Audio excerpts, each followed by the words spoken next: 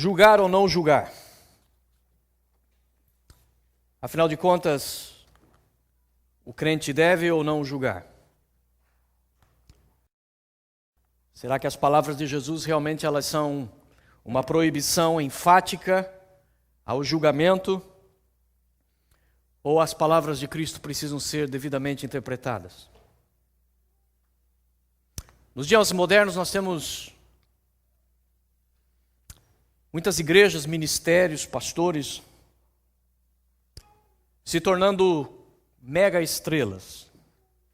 O termo mega igreja foi cunhado em algumas décadas para cá, termo nunca antes utilizado em toda a história da igreja, termo que nunca foi usado, na verdade, pela igreja de Poyong-cho, que é a maior igreja evangélica do mundo, com cerca de 1 milhão de pessoas, 1 milhão de membros.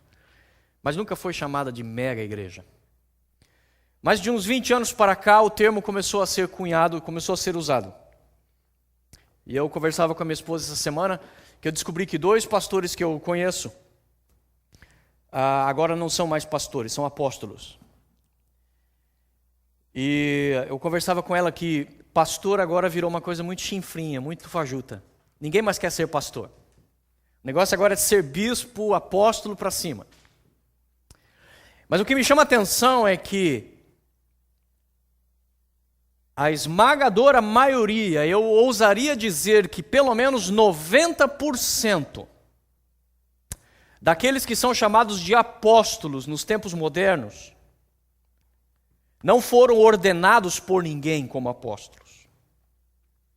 O que eu quero dizer com isso é que os primeiros apóstolos, os 12, foram nomeados por Jesus. É bem verdade que depois o apóstolo Paulo, ele foi chamado diretamente por Jesus. Mas a Bíblia nos mostra que este mesmo apóstolo, depois ele se sujeita à autoridade apostólica. Ele é reconhecido pela autoridade apostólica anterior, de maneira então que o seu ministério, o seu chamado que veio de Cristo, recebe a autoridade ou recebe a confirmação da autoridade apostólica legítima. E qualquer outro apóstolo que tenha recebido esse título ao longo da história, recebeu por ser empossado ou ordenado por uma autoridade superior.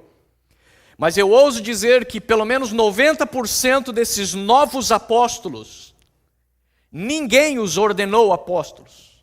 Eles próprios resolveram mudar de título. Eles próprios resolveram deixar de ser chamados pastores para serem chamados apóstolos. Ou seja, trata-se de uma autoridade autoimposta, não uma autoridade verdadeiramente reconhecida à luz das Escrituras. Estude a história da igreja e você vai ver que depois dos 12 apóstolos, você praticamente não ouve mais falar de nenhum apóstolo. Não que não houvesse, uma vez que um apóstolo é um pastor de pastores, um apóstolo é um fundador de igrejas, é um abridor de ministérios. Na prática sempre existiram apóstolos, mas você vê ao longo da história, em 2000 anos de igreja, que os homens de Deus escolheram não usar esse termo. De maneira que até chegar na minha infância, eu que fui criado no Evangelho, quando se mencionava um apóstolo, imediatamente você se lembrava dos apóstolos da Bíblia, porque até o meu tempo de infância ninguém ouvia falar de ninguém que se chamasse apóstolo. Mas nos tempos modernos, parece que está havendo uma autopromoção de muitas pessoas que já não se conformam mais em serem simplesmente pastores de ovelhas, mas de alguma maneira necessitam de títulos como bispos ou apóstolos.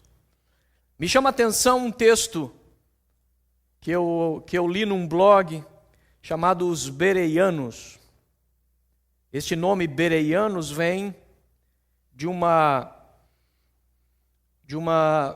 ligação com o texto de Atos dos Apóstolos, que diz que quando Paulo estava pregando na igreja de Bereia, uma igreja grega, os crentes de Bereia, ou seja, os bereanos, eram mais nobres do que os crentes de Tessalônica. O interessante é que quem diz isso é o Espírito Santo, porque isso não está saindo da boca de ninguém. É o que o Espírito inspirou Lucas a escrever no livro de Atos, para narrar aquela circunstância. Portanto, é o próprio Espírito Santo que está chamando os crentes de Bereia de mais nobres do que os crentes de Tessalônica.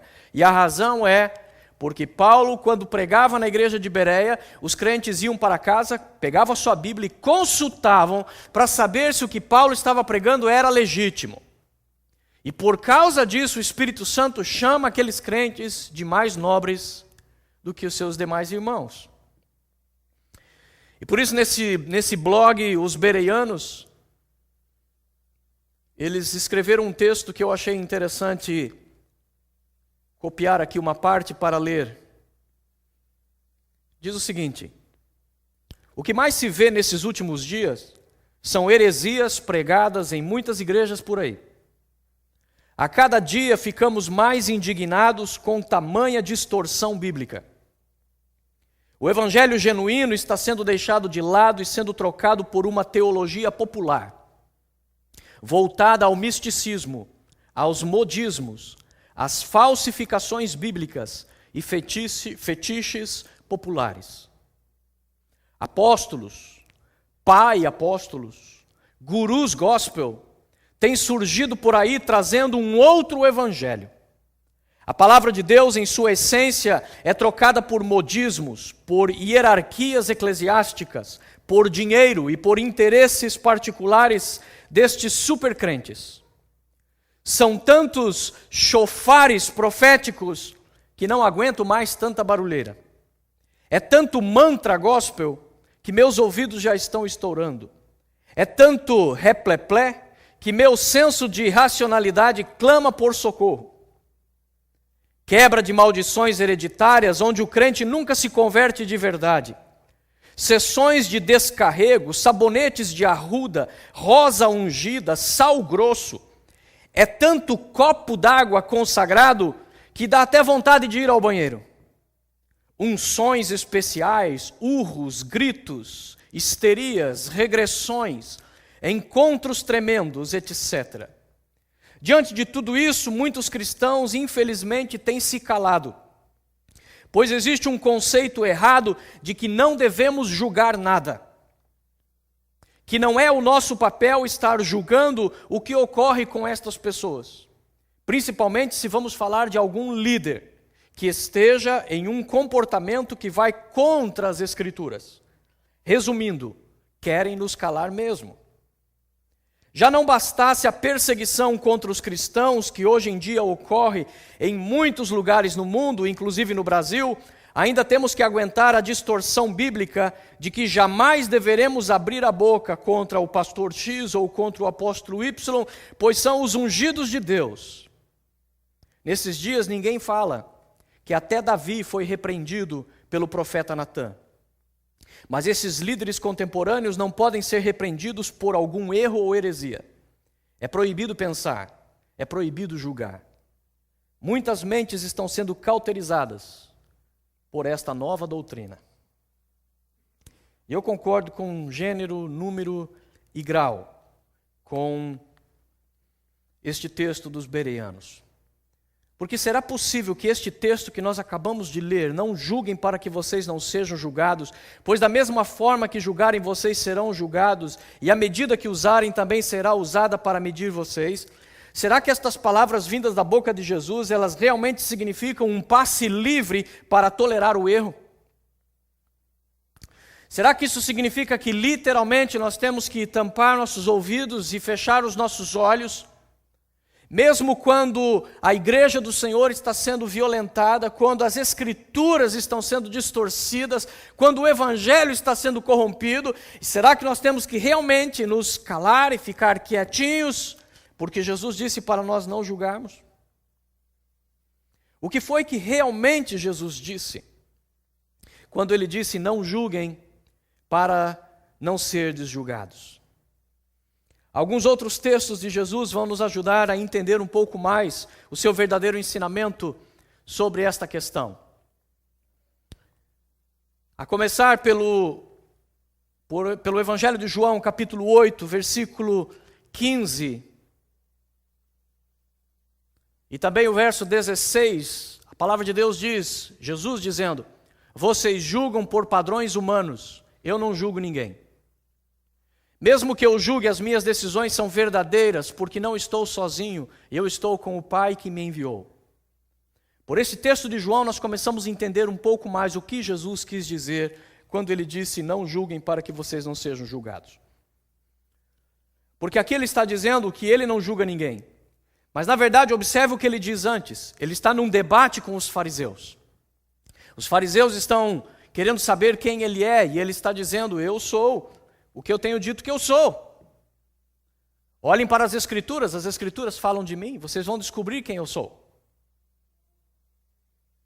E eles dizem: você não pode se promover desta maneira, o teu testemunho não tem valor. Jesus diz: tem, of course que tem. Em primeiro lugar, tem valor porque é verdade. É claro que a boca de 2 ou 3 testemunhas torna muito mais forte um depoimento. Mas não significa que uma pessoa sozinha, desde que ela esteja falando a verdade, o seu testemunho tenha menor valor. E é o que Jesus está dizendo: eu não estou contando nenhuma mentira, então é lógico que o que eu digo, meu testemunho tem valor sim. Mas observe o que Jesus diz adiante. Ele diz: o problema de vocês é que vocês julgam por padrões humanos.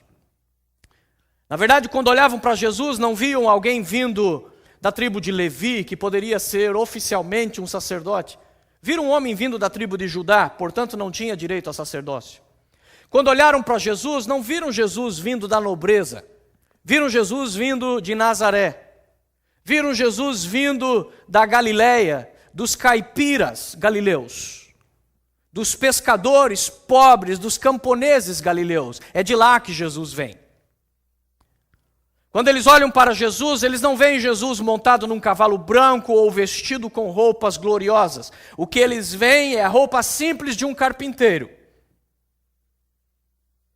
as mãos calejadas de um trabalhador. E por isso esses homens não estão dispostos a aceitar Jesus. Por isso Jesus diz: o problema de vocês é o julgamento, porque o julgamento de vocês é pelos padrões humanos. Se eu tivesse nascido da nobreza, talvez vocês pudessem cogitar a ideia de que eu seria o Messias. Como eu sou pobre, como eu vim da favela de Nazaré, isso nem passa pela sua cabeça. Vocês julgam por padrões humanos, eu não julgo ninguém. Observe que nesse contexto, quando Jesus diz eu não julgo ninguém, não significa que é errado julgar ou que Jesus jamais julga. O que ele está dizendo é: eu não julgo ninguém desse jeito que vocês julgam. Julgar baseado no que vocês veem apenas. Porque observe que no versículo seguinte ele já está dizendo que há a possibilidade de julgamento. Porque ele diz: mesmo que eu julgue, mesmo que eu venha a julgar, as minhas decisões são verdadeiras, porque eu não estou sozinho, estou com o Pai que me enviou. Agora veja o que diz o versículo 26. No mesmo texto, apenas alguns versículos adiante, Jesus declara: tenho muitas coisas ainda para dizer e julgar a respeito de vocês. Ou seja, Jesus está dizendo: dá licença que eu tenho muita coisa para julgar ainda. Tenho muita coisa para falar e tenho muita coisa para julgar.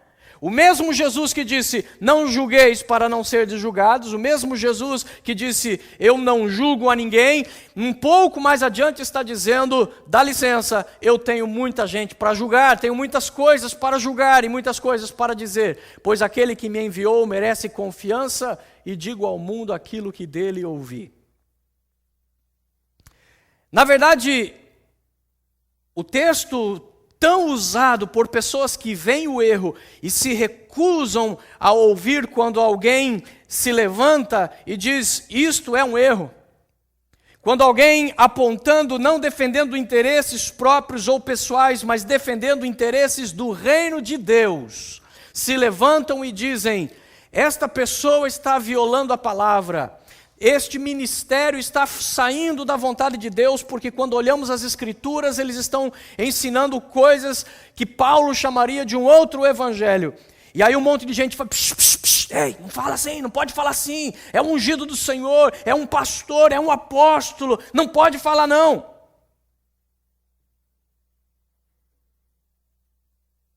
Mas na verdade o ensinamento de Jesus, mencionado por essas pessoas nesta hora, não julgue para não ser julgado, Jesus disse.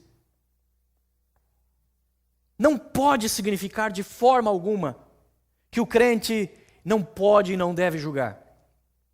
Porque quando você olha para as Escrituras, especialmente o livro de Provérbios, a ideia de um julgamento apurado, da habilidade de você conseguir estar diante de uma circunstância e conseguir emitir o juízo correto, é exatamente a proposta de Provérbios. A proposta de Provérbios é que você busque sabedoria, é que você tema ao Senhor, que você use de bom senso, exatamente para que você saiba distinguir as coisas e você não compre gato por lebre. Portanto, não é possível que Jesus, ao dizer não julguem para que você não seja julgado, estivesse proibindo a atitude de julgamento. João capítulo 7, versículo 24, Jesus deixa ainda mais claro. Jesus diz, não julguem apenas pela aparência, mas façam julgamentos justos. Ou seja, Jesus aniquila qualquer possibilidade de que julgamento seja algo necessariamente errado. O julgamento que Jesus censura e proíbe é o julgamento da aparência. O julgamento sem base. O julgamento sem elementos. O julgamento que simplesmente seja por conta do meu alto senso de justiça, baseado, na verdade, nos meus próprios padrões. Esse sim é o julgamento condenado por Jesus. Não pela aparência das coisas devemos julgar. Não porque parece ruim ou porque parece bom. Nós temos que julgar com elementos concretos. Nós temos que julgar com bom senso e com temor. Veja o que diz as Escrituras em 1 Samuel 16. Nessa distância eu não consigo ler de jeito nenhum. Então eu creio que eu vou ter que me virar para cá. Quando Deus chega para Samuel e diz, vai lá na casa de Jessé, porque eu rejeitei o rei Saul, para que não reine mais sobre Israel. Então vai lá porque eu já escolhi, eu já me provi de um novo rei para Israel. Vai lá secretamente, vai na casa de Jessé e unge a um dos filhos de Jessé, aquele que eu te mostrar, como o novo rei de Israel. E então Samuel vai. E quando chegaram, Samuel viu Eliabe, o primogênito de Jessé, e pensou, com certeza, é este que o Senhor quer ungir. De onde veio essa convicção de Samuel? De onde veio esse julgamento? Observe que ele está claramente julgando aqui. Porque Deus disse, vai lá e me unja um rei, mas ele não disse quem seria o rei. Unja um dos filhos de Davi, de Jessé, mas ele não disse qual seria o filho. Portanto, baseado no que Samuel está dizendo, certamente está diante de mim um novo rei de Israel. Na aparência. Por ser o primogênito, era o mais velho, era o que tinha os cabelos mais compridos, a barba maior, era o que estava na sua maior virilidade, era o homem mais apto, mais na idade mais apropriada para servir um exército, para ser um combatente, ser um líder. Quando Samuel põe os olhos em Eliabe, ele imediatamente diz, é esse. E o Senhor diz, não, Senhor. Não. Não considere a sua aparência, nem a sua altura, pois eu o rejeitei. Deus já tinha olhado para Eliabe e falou, pode ser grande, meu filho, mas para aquilo que eu preciso, você é pequeno. Pode ser o bonitão, o gatão, six packs e tudo mais. Para mim, não vale nada. Rejeitei. É refúgio. Porcaria, tranqueira. Agora o Akira que se vire para traduzir isso. Porque o Senhor não vê como o homem. O homem vê a aparência, mas o Senhor vê o coração. Então Jessé chamou Abinadab e o levou a Samuel. Ele, porém, disse, o Senhor também não escolheu esse. Agora Samuel já está mais prudente. Agora ele já escuta, primeiro Deus falou, não falou, então não é, deixa passar. Em seguida Jessé levou Samar a Samuel, mas disse, também não é esse. Jessé levou a Samuel 7 dos seus filhos, mas Samuel lhe disse, o Senhor não escolheu nenhum desses. O que ele chega a uma conclusão lógica. Se Deus me mandou ungir um filho de Jessé, os filhos passaram diante de mim, deve ter mais algum filho por aí. Você andou pulando a cerca, Jessé? Tem algum filho perdido que você não reconheceu, que está por aí? Ou tem alguém que você esqueceu de convocar? Porque eu deixei bem claro que um dos seus filhos vai ser ungido o rei, e você me traz 7 que Deus disse que não é. Deus não pode errar. É da onde ele chega à conclusão que tem que haver mais um filho. São todos esses os filhos que você tem? É a pergunta do velho Samuel. Este é o julgamento pela aparência. Isaías, continua o texto. Jessé respondeu, ainda tenho o caçula, mas ele está cuidando das ovelhas. Samuel disse, traga-o aqui, não nos sentaremos para comer enquanto ele não chegar. Jessé mandou chamá-lo e ele veio, e ele era ruivo, de belos olhos e boa aparência. Só que isso era o que menos interessava para Deus. O interessante é que o autor, o Espírito Santo até inspirou o autor a dizer, tudo bem, Deus não seguia por aparência, mas se o cara é bonito, também não precisa fingir que não é. Pode falar que o cara é bonito. Mas a questão é que o que menos interessava para Deus eram os belos olhos e a aparência do ruivão aí. Então o Senhor disse a Samuel, é este, levanta-te e ungiu. Isaías capítulo 11, 3, 4 nos traz uma profecia sobre o Messias. E fala que o Messias quando viesse, o Cristo quando viesse, ele se inspiraria no temor do Senhor. Ele não julgaria pela aparência, nem decidiria com base no que ouviu, mas com retidão. Julgaria os necessitados com justiça, tomaria decisões em favor dos pobres, com suas palavras, como se fosse um cajado, feriria a terra e com o sopro da sua boca mataria os ímpios. Ou seja, na própria narrativa que antevê a vinda do Messias, já diz que o Messias vem para julgar, porque ele vai julgar entre quem ele deve proteger e quem ele deve ferir. Quem ele deve separar para cuidar e quem ele deve matar com o sopro da sua boca. Mas ao mesmo tempo está dizendo que esse julgamento será imparcial, esse julgamento será inspirado no temor do Senhor e não no seu próprio julgamento e muito menos no julgamento pela aparência.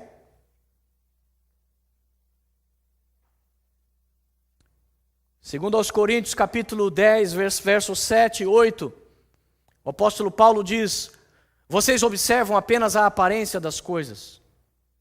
Se alguém está convencido de que pertence a Cristo, deveria considerar novamente consigo mesmo que assim como ele, nós também pertencemos a Cristo. Pois mesmo que eu tenha me orgulhado um pouco mais da autoridade que o Senhor nos deu, não me envergonho disso, pois essa autoridade é para edificá-los e não para destruí-los. Ele está dizendo isso em razão do contexto da carta de 2 aos Coríntios. A razão desta carta é porque na igreja que Paulo fundou, na igreja de Corinto, havia um grupo de pessoas, haviam falsos líderes que haviam penetrado ali dentro da igreja, falsos mestres, falsos pastores, e que começaram a ensinar uma distorção do evangelho para aqueles novos crentes, e que começaram a dizer que Paulo não era um apóstolo legítimo.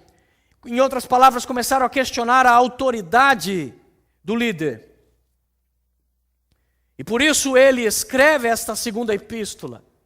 E nessa segunda epístola ele está falando a razão pela qual vocês estão me julgando é pela aparência, porque a Bíblia diz claramente que o apóstolo Paulo tinha uma aparência débil. Alguns historiadores acreditam que Paulo era careca. Eu não sei se isso necessariamente deixa alguém débil, porque senão alguns aqui na igreja estão precisando então bastante vitamina. Mas alguns, por alguma razão, dizem que a aparência de Paulo, devido até mesmo aos seus sofrimentos, o tanto de açoites, de pedradas que levou da vida, era um homem de uma saúde muito frágil. Timóteo nos dá uma leve amostra de que ele tinha problemas, tinha enfermidades. Alguns, baseados num texto de Gálatas, chegam à conclusão que Paulo tinha um sério problema nos olhos. Além disso, ele tem o tal do espinho na carne, que ninguém sabe dizer o que era, mas eu sei que incomodava. Se era um problema físico, espiritual, não sei.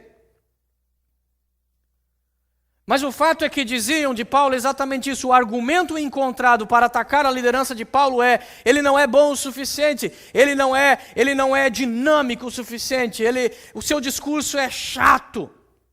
E a Bíblia mostra que era mesmo. Que a Bíblia fala que ele estava pregando certo dia. E se a minha pregação já é longa, imagina de Paulo, porque diz que a dele se estendeu até meia-noite. E era no segundo andar, e um rapazinho estava sentado na janela. E daí acontece o que acontece aqui também. Olha só, cumprimento bíblico aqui na igreja. Ó. Gente dorme. Só que o cara dormiu na janela. E despencou lá de cima. Quer dizer, não era a pregação mais empolgante da noite, certamente. E de fato era dessa maneira que atacavam Paulo. Por isso Paulo está brabo aqui na segunda epístola aos Coríntios, porque ele diz: eu vou aí pessoalmente. Aqui parecia que ele tinha virado baiano. Eu vou aí. Porque é fácil me atacar por carta. Eu quero ver quando eu estiver aí. Eu quero ver vocês me olhar no olho, no zoinho aqui. Ó. É esse que eu quero ver. Na hora que a cobra for fumar. Daí é que eu quero ver onde é que estão aí esses machões que dizem que eu não tenho autoridade. Porque o que se dizia de Paulo é que ele era muito poderoso em carta, mas não pessoalmente. Mas observe o que Paulo diz aqui. O julgamento de vocês é só pela aparência. O problema de vocês é porque eu sou velho demais, careca demais, cego demais, chato demais. O problema de vocês é esse?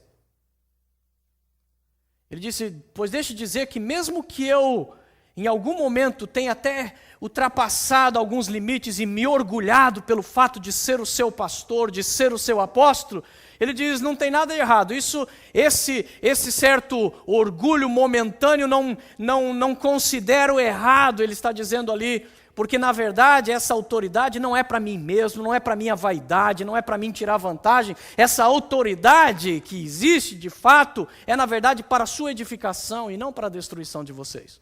Por isso sim, me orgulho de ser o apóstolo Paulo, me orgulho de ser o fundador e pastor da igreja de Corinto.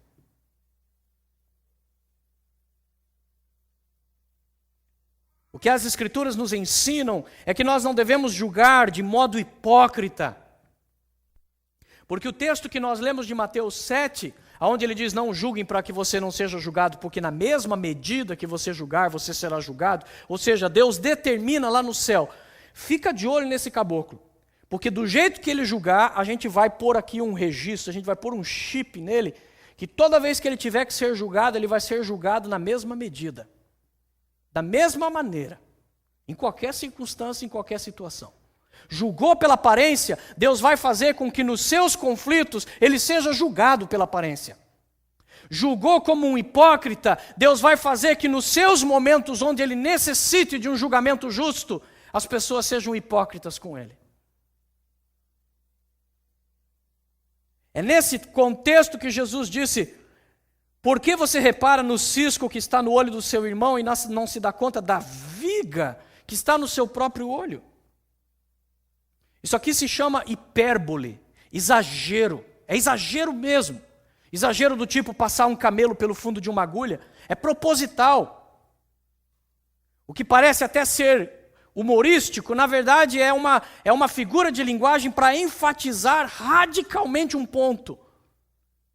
E ele está dizendo: você está com uma viga, com um 2x4, com um caibro dentro do teu olho, e você consegue enxergar e está incomodado com o cisco que está no olho do seu irmão. Jesus está falando de hipocrisia aqui.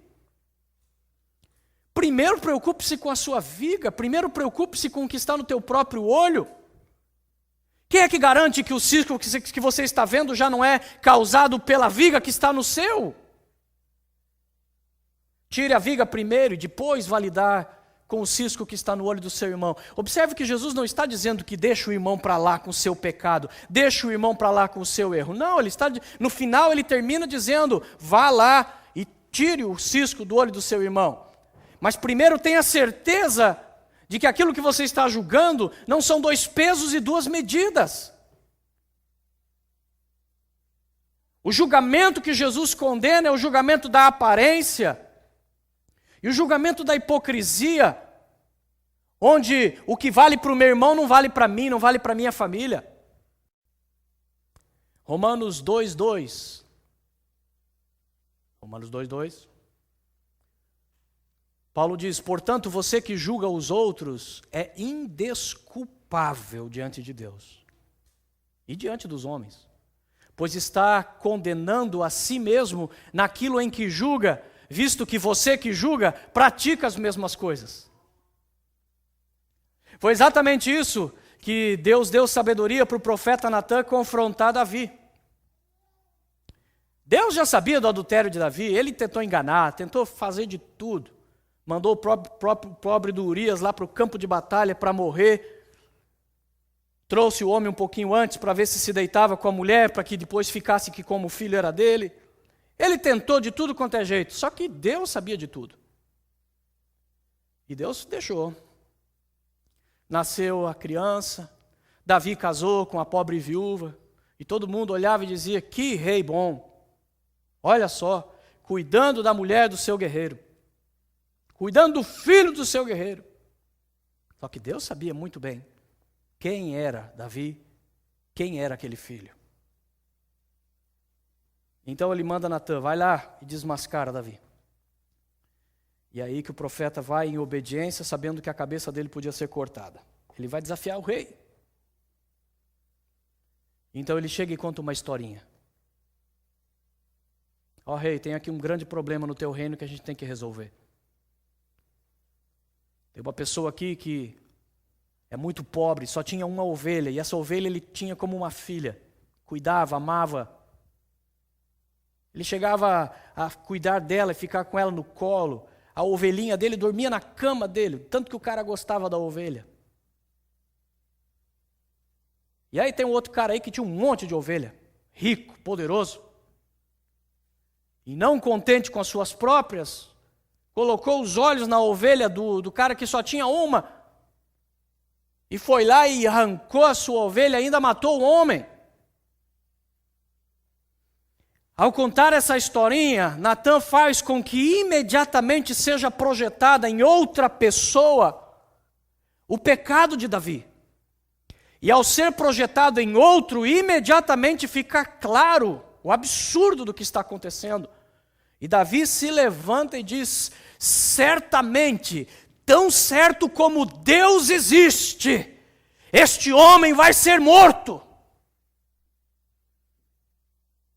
E é quando Natã olha para ele e fala, esse homem é você. E é somente quando o espelho é colocado na frente de Davi que Davi reconhece, pela primeira vez, a dimensão, a profundidade, a densidade das trevas do que ele havia feito. Ele cai para trás, assenta-se no seu trono e ele começa a compor o Salmo 51. Senhor, eu pequei e o meu pecado foi contra ti. Porque é muito fácil nós olharmos o que está no outro. Quando projetado no outro, fica muito nítido. Por isso que Jesus até disse isso. Aquilo que você quer que façam para você, faça para o teu amigo. Ou seja, projete você, transforme você aquilo que quer que aconteça na sua vida, transforme isso uma realidade na vida de alguém. E provavelmente Deus vai se encarregar depois de fazer com que aconteça na sua própria vida. Deus odeia julgamento feito na sua própria justiça, no seu próprio senso de justiça. porque já sou crente há tantos anos, porque já tenho tantos dons espirituais, porque já sou pastor, porque já sou isso, porque já sou aquilo. Não o julgamento baseado nas Escrituras. Pedro andou com Jesus, Pedro estava entre os 3 maiores ali, dos 12 sempre havia Pedro, Tiago e João que andavam mais próximos de Jesus, e Pedro na verdade era o que tinha maior liderança, mas isso não fez a mínima diferença para Paulo. Paulo, que se dizia um aborto, alguém que nasceu depois, fora do tempo, não teve problema nenhum quando ele viu Pedro se comportando de maneira contrária à Bíblia, fazendo distinção de pessoas. Paulo foi lá e repreendeu a Pedro. E Pedro aceitou a repreensão. Existe muito no meio do povo de Deus o falso discurso que na verdade é de covardia e cumplicidade, mas que é chamado na verdade de tolerância. Na verdade, essas pessoas são covardes e cúmplices desses erros. Porque observe que a palavra que Deus manda dizer através de Jeremias para aqueles que estão no cativeiro da Babilônia, sobre os falsos profetas, ele não põe a culpa nos falsos profetas. A culpa dele já tinha sido anunciada antes. O que ele diz é: não sigam esses falsos profetas, não os incentivem como vocês têm feito. Ou seja, era o próprio povo que dava força para aqueles falsos profetas. Na verdade, o povo era cúmplice dos falsos profetas. Provérbios 17 diz: o primeiro a apresentar sua causa parece ter razão, até que outro venha à frente e o questione. É assim em qualquer tribunal, é assim em qualquer aconselhamento. O primeiro, quando ele conta a sua história, você já sai pronto para matar o outro, quebrar o outro. Como é que alguém pode fazer uma barbaridade dessa? Até que vem o outro e conta o seu lado. Ou seja, somente com os dois lados pesados, somente com as evidências em mãos, você pode e deve fazer o julgamento correto. Segundo Tessalonicenses 3,6, existe uma ordem bíblica. Esta ordem bíblica está no imperativo, é uma ordem, não é uma opção. Ela está no mesmo formato e na mesma autoridade, debaixo do mesmo nome, do mesmo senhorio, do mesmo Deus, com que os 10 mandamentos foram dados. Então, se você não questiona que roubar é errado porque Deus disse não roubarás, se você não questiona que adulterar é errado porque Deus disse não adulterarás, então você não pode questionar o texto de Paulo quando diz: irmãos, em nome do nosso Senhor Jesus Cristo, nós lhes ordenamos que se afastem de todo irmão que vive ociosamente, não conforme a tradição que vocês receberam de nós.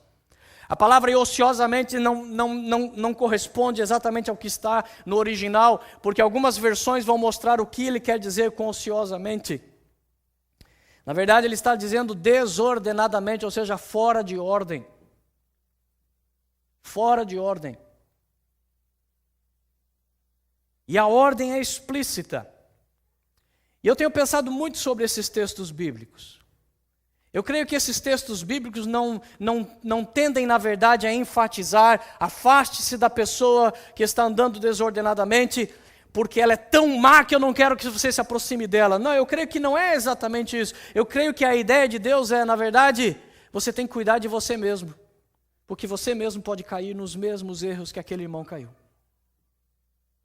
Em outras palavras, não se sinta o super espiritual, não se sinta o bom da boca, porque você pode tropeçar no mesmo erro, então tome suas precauções. Um provérbio chinês diz: as más companhias são como um mercado de peixe, acabamos nos acostumando ao mau cheiro. Comece a andar com más companhias, ou seja, não emita o julgamento correto sobre pessoas, sobre quem são pessoas que você deveria andar ou não, e você em pouco tempo acabará se acostumando com os seus hábitos.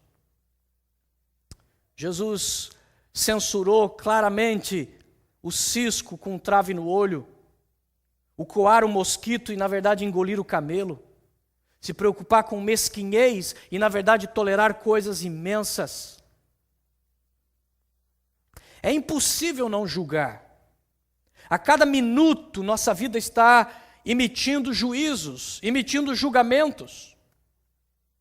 O camarada bate na sua porta e diz: tem um produto maravilhoso aqui para você, você não pode viver sem ele. Você imediatamente você precisa julgar. Ou você está julgando que ele está falando a verdade, que aquele produto é fantástico, ou você está julgando: eu acho que esse cara está me enganando. Mas o fato é que não tem como você não julgar. A cada minuto da nossa vida nós estamos fazendo julgamentos. Por isso Jesus disse: pelos frutos vocês conhecerão as pessoas. Em outras palavras, pelo fruto você poderá julgar corretamente.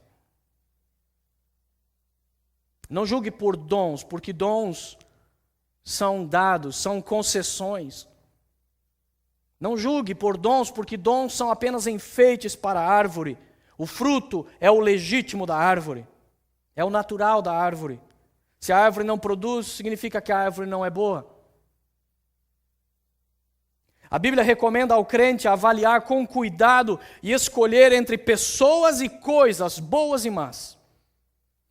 A Bíblia nos exorta em 1 Coríntios 5,9 a escolher corretamente as questões que são sexualmente imorais. É imoral? Não toco, não chego perto, não nomeio, nem menciono. A Bíblia nos fala em 2 Coríntios 11,14 para nós julgarmos sobre a questão daqueles que fingem ser anjos de luz, quando na verdade são mensageiros de Satanás.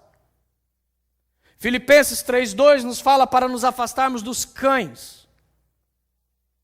Não que você tenha que pôr o seu cachorrinho para fora hoje à noite, mas os cães está ligado diretamente àquilo que é dito nas Escrituras, na Epístola de Pedro, onde ele diz que aquele que se desvia é como o cão que volta ao seu vômito. O cão nada mais é aquele que negou a sua fé. O cão é especialmente o apóstata, aquele que não apenas está fraco e não conseguiu estar na casa do Senhor, mas é aquele que hoje, na verdade, assume uma outra fé que vai contrária à fé que ele um dia professou em Jesus. Esses são os cães, e a Bíblia nos alerta sobre eles. A Bíblia nos alerta em 1 João 4,1 sobre o julgamento sobre os falsos profetas, sobre julgar os espíritos que se manifestam. Em 1 Tessalonicenses 5,21, o apóstolo Paulo diz que o cristão deve pôr à prova todas as coisas. Em outras palavras, ele deve julgar todas as coisas. Saber julgar as coisas faz parte importante da sabedoria que Deus espera para o seu povo. Jesus condena o julgamento leviano, sem evidência ou prova. Mas o julgamento legítimo é preciso ser baseado em temor e conhecimento da palavra de Deus.